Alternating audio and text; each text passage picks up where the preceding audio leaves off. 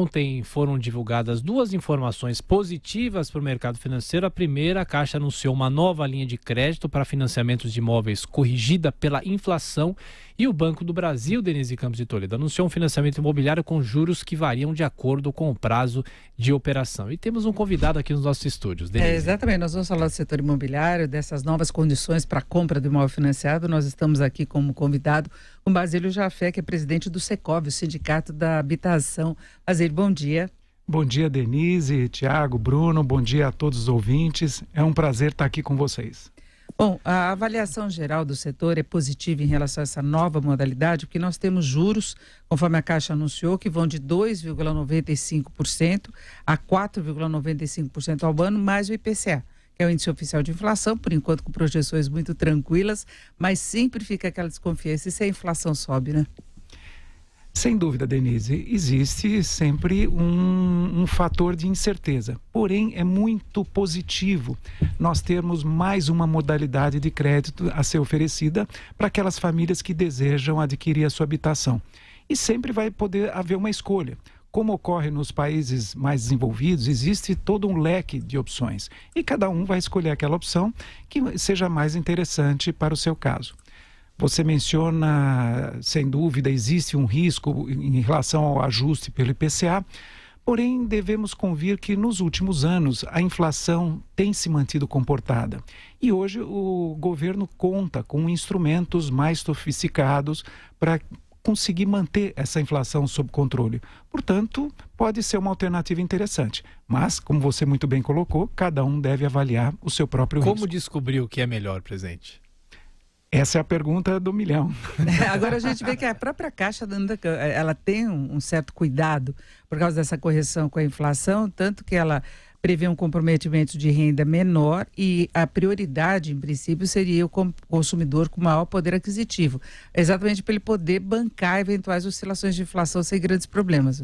Sem dúvida, mas vamos considerar que nós estamos falando de uma prestação inicial muito menor, da ordem de 30%, 40%, em um ou outro caso especial pode chegar até a 50% a redução da prestação inicial. Ou seja, precisa existir um longo caminho de recrudescimento da inflação para que essa opção acabe se tornando desvantajosa. É algo a se pensar com muito carinho.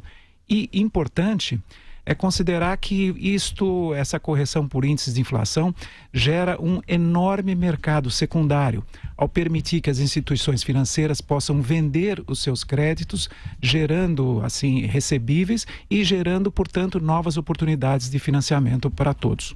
Presidente, bom dia. Com essa liberação por parte do governo, devolução por parte do governo dos recursos do FGTS, devolução para o trabalhador, veio à tona a dependência dos recursos do FGTS para o setor de construção civil. Então, eu queria perguntar duas coisas. Primeiro, qual é o tamanho dessa dependência, se é que ela existe, e qual seria o melhor mecanismo, ou meio mais adequado de acabar com essa dependência? Porque não faz sentido um setor tão importante ficar tão refém de um tipo de recurso só. Bruno, o mercado imobiliário no mundo todo, principalmente na moradia econômica, nas pessoas de menor renda, depende de uma fonte de recursos barata. E hoje em dia o Fundo de Garantia no Brasil é a fonte mais barata de recursos existente. O programa Minha Casa Minha Vida é um sucesso. Nós pudemos desenvolver, construir, ou estão em construção 5,5 milhões de unidades num prazo de 10 anos. Isso não é pouco. São números grandes para qualquer lugar do mundo. E esse modelo tem dado muito certo, mas ele só para de pé, só se sustenta em função do funding, da fonte de recursos barata. E isso tem que ser mantido de qualquer maneira. Não vemos outra alternativa na economia que possa substituir essa fonte, a não ser que se utilizem recursos subsidiados do governo, que acredito que não seja o caso hoje. Em outros países, quais são essas fontes mais baratas? Nos principais países europeus, nos próprios Estados Unidos, existem fontes que contam sim com recursos do governo para deixá-los mais baratos. E isso permite, os Estados Unidos inclusive tem uma legislação muito sofisticada em relação a isso, permite que lá a aquisição social, como chamam, a alocação social, seja também um sucesso e resolva um problema que poderia ser grande. Presidente, a pergunta agora é de Rodrigo Constantino, que também participa dessa nossa conversa. Constantino. Bom dia, presidente.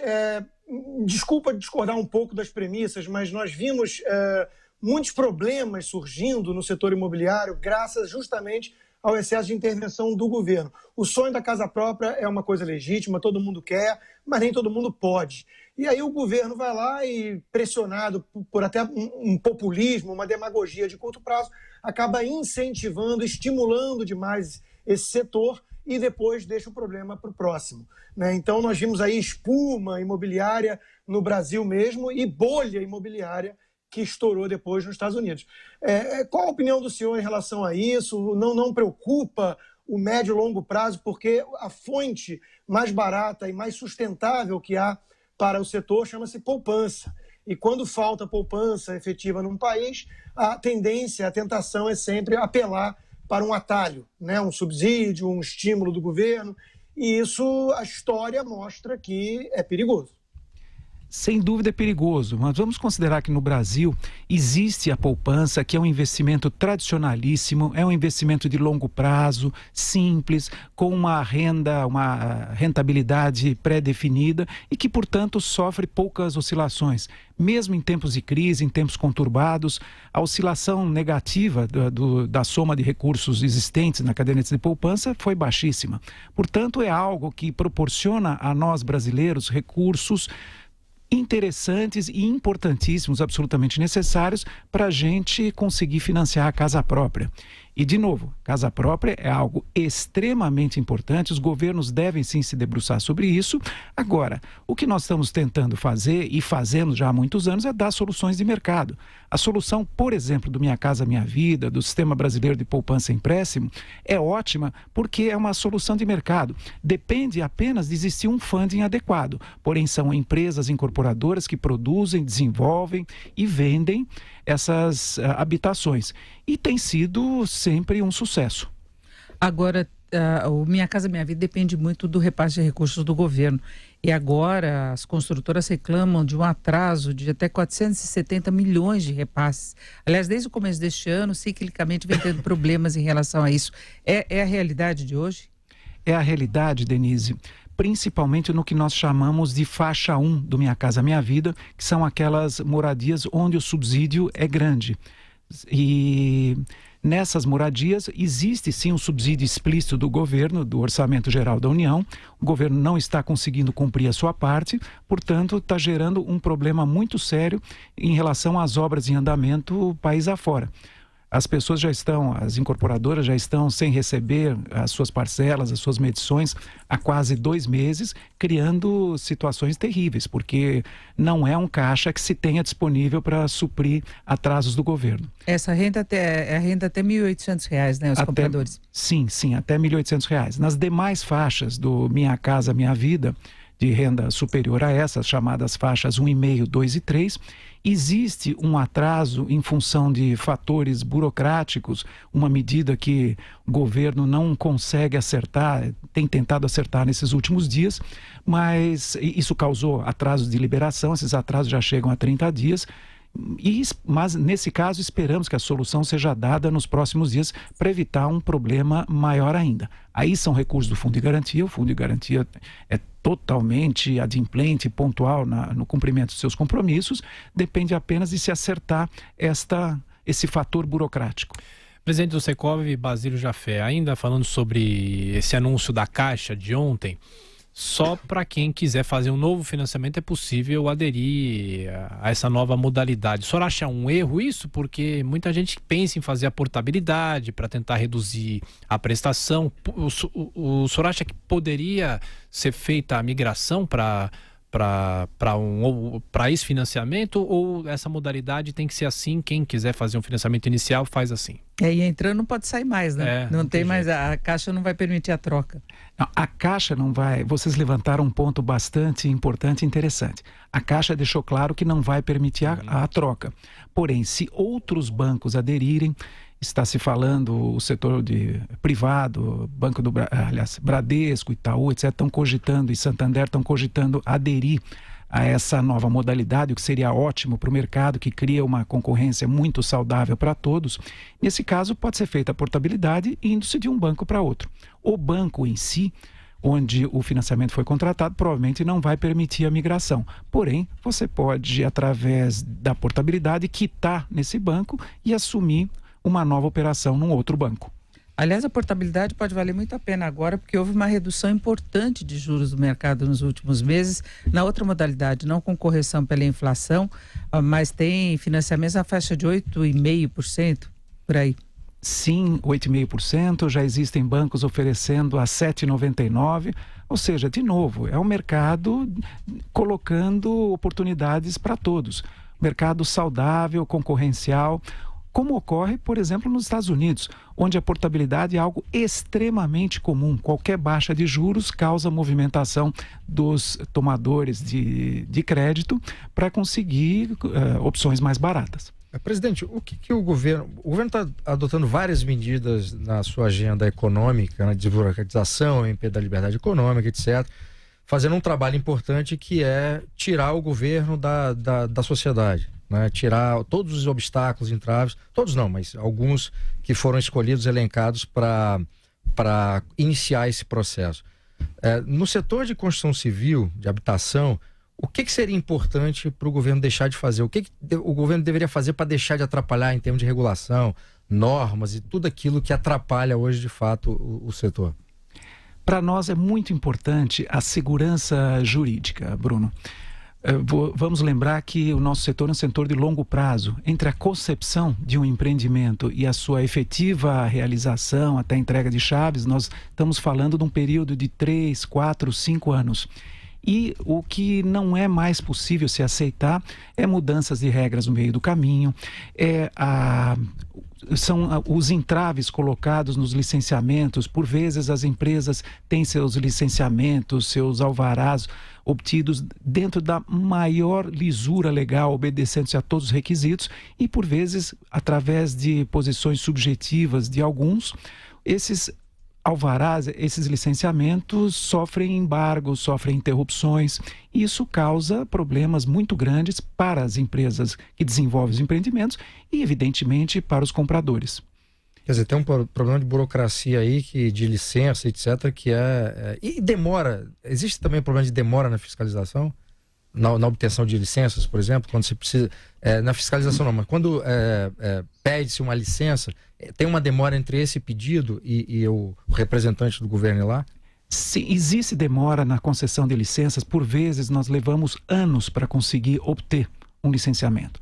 Hoje em dia está na Câmara, por exemplo, um projeto de lei, que é a Lei Geral do Licenciamento Ambiental, para disciplinar procedimentos para obtenção desses licenciamentos que tem a ver com a área ambiental. É importante notar, Bruno, ninguém está falando aqui de flexibilizar nada, mas apenas de disciplinar procedimentos que hoje são supérfluos, são burocratizantes e que permitem que você fique 3, 4, 5 anos com um projeto antes de tê-lo aprovado. Rodrigo Constantino, mais uma pergunta para o presidente do Secov. Constantino. Presidente, o senhor falou agora da burocracia, da questão do governo aí, de licenças e tudo mais, e da segurança jurídica, que é muito importante.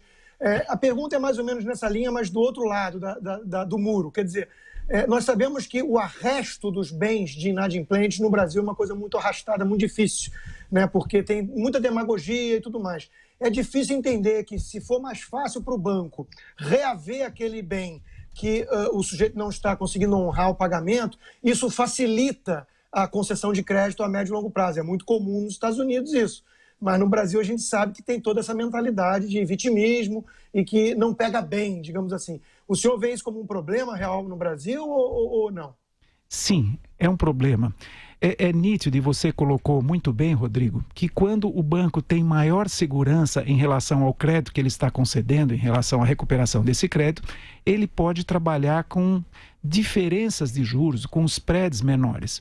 Ao trabalhar com os spreads menores, o juro como um todo cai e todos aqueles compradores inadimplentes, os tomadores de crédito adimplentes, vão ter melhores oportunidades. Então, isso isso é uma coisa que precisamos mudar mesmo, essa mentalidade, como você colocou, vitimista, essa mentalidade populista, onde por vezes o comprador é tratado como hipossuficiente, se eu puder usar esse termo. Não é.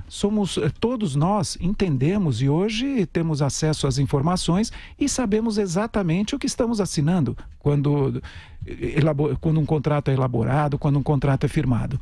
Então, que sejam cumpridas as cláusulas, como ele é dito, que seja cumprida a lei como ela existe e que não se provoque delongas que não são a favor de ninguém, apenas daqueles que geraram os problemas. Bom, para nós fecharmos, o setor da construção mostrou uma reação importante na virada do semestre, tanto em relação a lançamentos como vendas. E isso vai meio que na contramão dessa paradeira que a gente ainda vê no consumo, altos e baixos. O setor da construção tem uma condição diferenciada, era demanda reprimida, dá para falar que o pior passou? Esperemos que sim, Denise. Nós tivemos alguns anos complicados em função da situação como um todo da economia, em função de juros que ainda estavam altos, mas a queda dos juros, a solução do problema dos distratos e a recuperação da confiança por parte do povo brasileiro em geral permitiu que nós tivéssemos efetivamente um excelente primeiro semestre. São Paulo é um exemplo. O município de São Paulo, normalmente, durante o primeiro semestre, vendemos cerca de 12 mil unidades nos lançamentos efetuados cidade afora. Nesse primeiro semestre de 2019, nós fechamos com quase 18 mil unidades. Foi um acréscimo bastante importante e esperamos ter um segundo semestre da mesma maneira bastante ofertado e demandado, que produz excelentes resultados, principalmente agora através dessas novas medidas do governo.